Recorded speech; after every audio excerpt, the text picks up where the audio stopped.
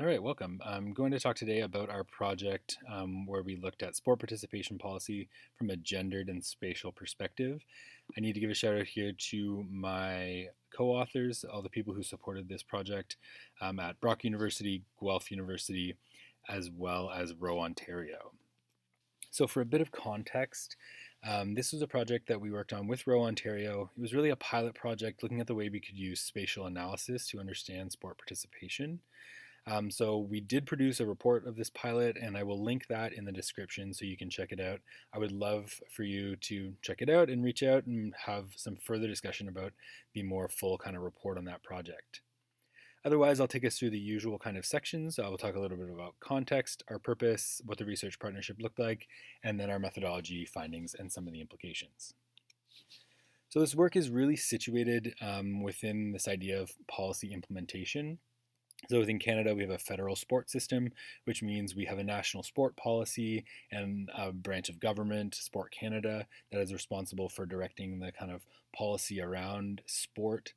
We then have a series of national sport organizations, which are organized around different sports, which then have their own subsidiary provincial and territorial sport organizations, and then the community sport organizations, who are ultimately the ones who provide participation opportunities for the general public or everyday folks.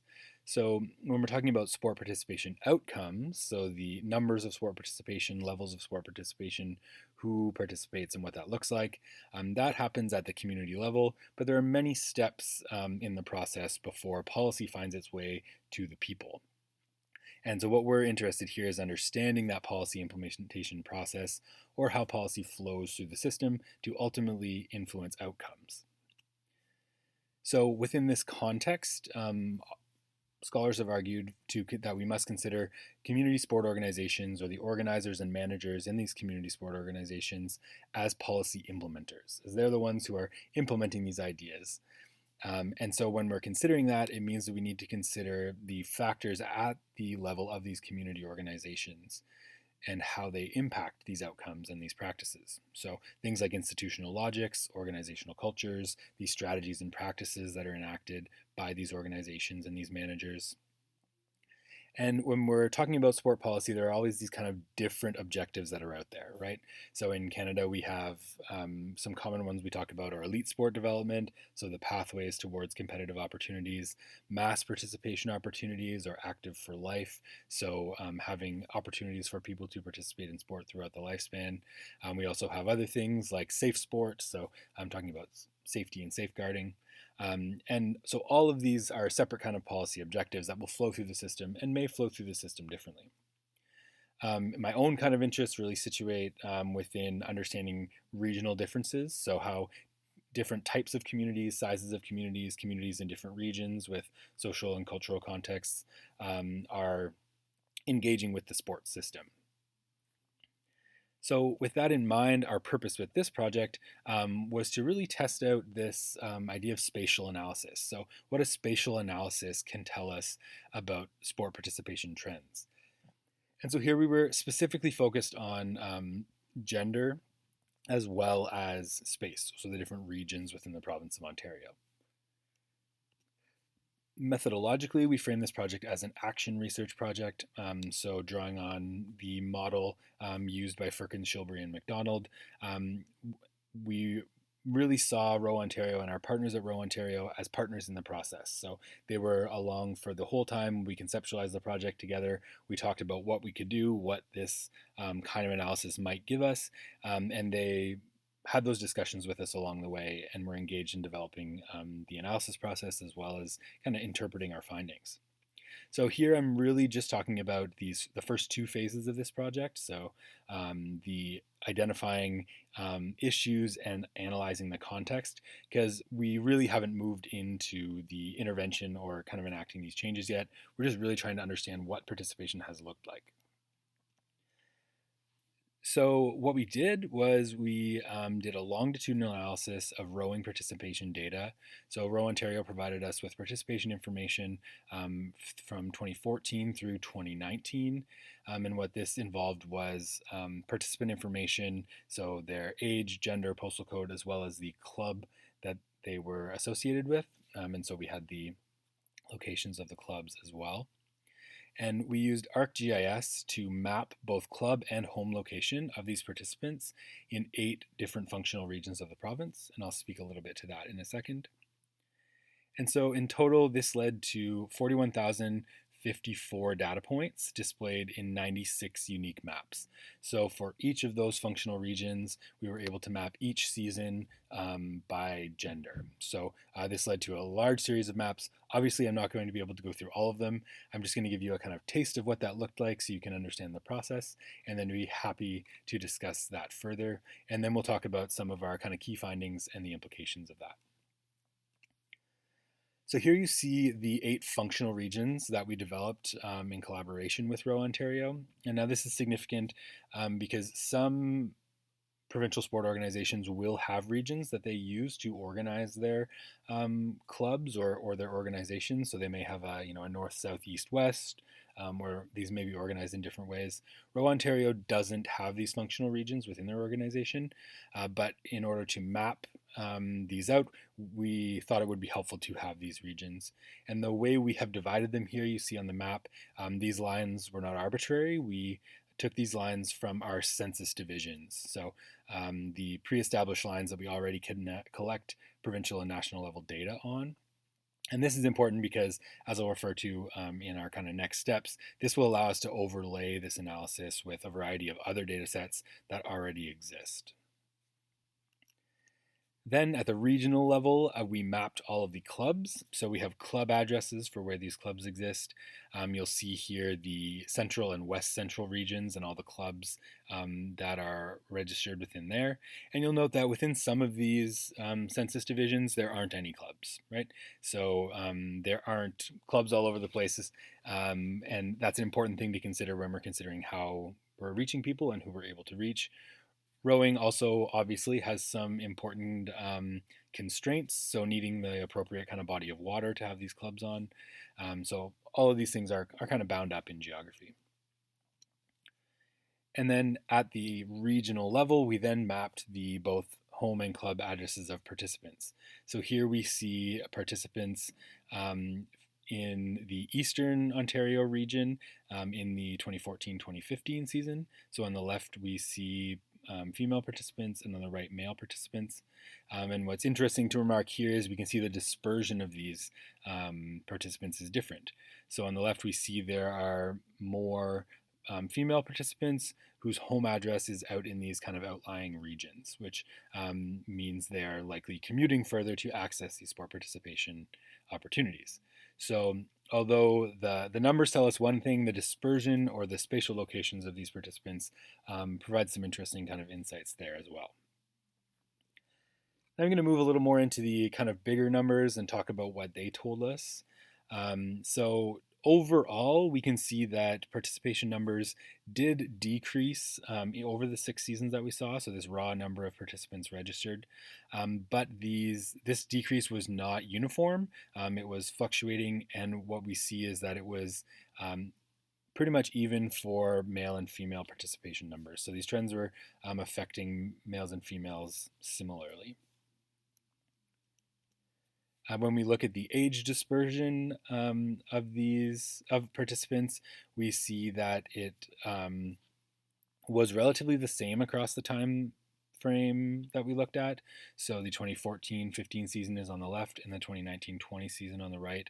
So while we see the numbers did go down a bit, they went down kind of across the board, as you can see. And so now I want to talk about just some of the kind of general findings when we looked at the data collectively and all the maps and figures that we pulled together. And we'll talk a little bit about what these looked like. And so I'll get a little bit more in detail here on the different regions as we go. So the West Central region has the highest concentration and most stable participation rates across the board. So this is the area that would be west of Toronto, so the province's largest kind of metropolitan city.